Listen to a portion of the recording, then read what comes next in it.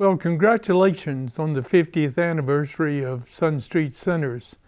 When we started out in 1968, we had no idea that it would last a month, much less 50 years. If I started recounting all of the people that were so instrumental in Sun Street existing, I'm afraid I would leave some key characters out. But first, most of the people that were there in the beginning have passed on. But I would like to mention Herb Roberson, who was chief of police in 1968 and was instrumental in pressing forward at many levels. And without his help, Sun Street would not be there.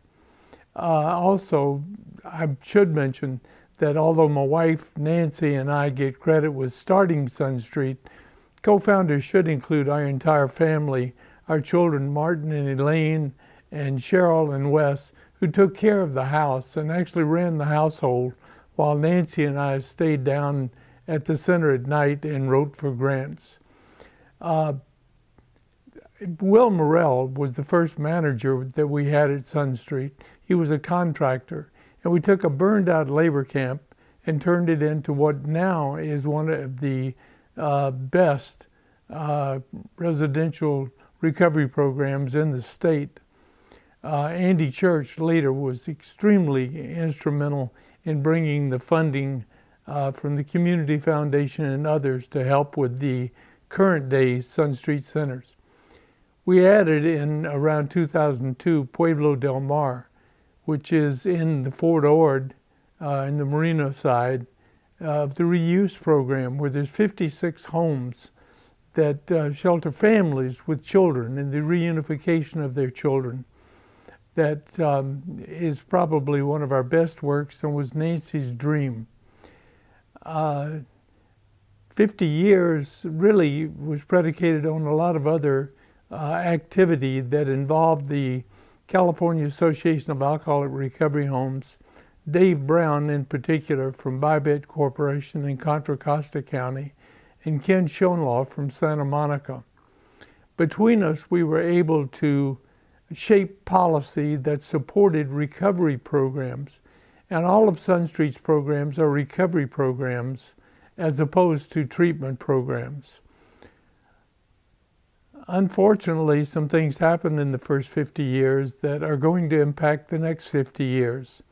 And that is what's been called the price of false models.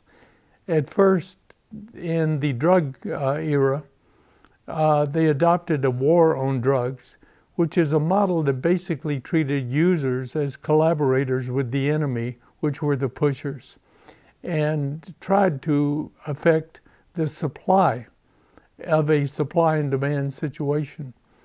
In recent years, people have begun to look like that we need to work on demand and lower the demand for drugs and alcohol, not try to stop the supply.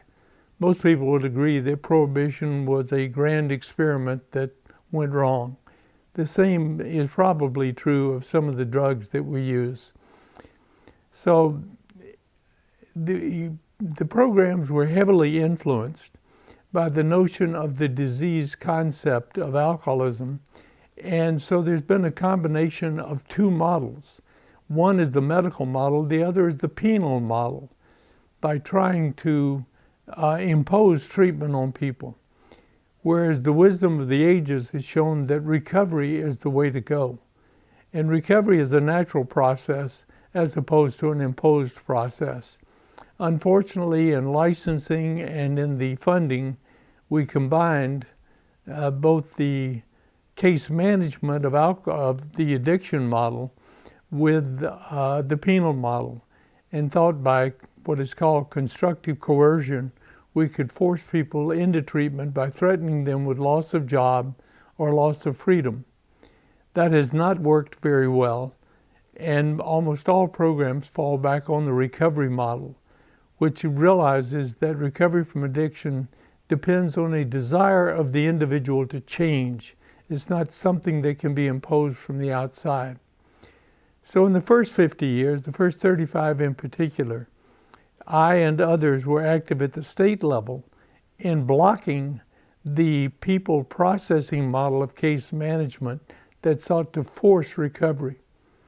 And it is the challenge of the administration of recovery programs for the next 50 years to try to alleviate the burden imposed by federal, state, and county regulations that focus on case management instead of supporting an individual's desire to recover. At Sun Street, in the beginning and now, as much as possible, and also with Pueblo del Mar, the community is the program. It is the community of recovering people surrounding other recovering people, helping each other, that encourages and produces recovery. You can support it, but you can't make it happen. So the challenge again is to try to impact on the external forces that are robbing the social model programs like Sun Street and Pueblo del Mar of their lower cost and also more effectiveness. So I wish all well in the community and to support the administrations in trying to protect the programs against unwarranted interference in the recovery process.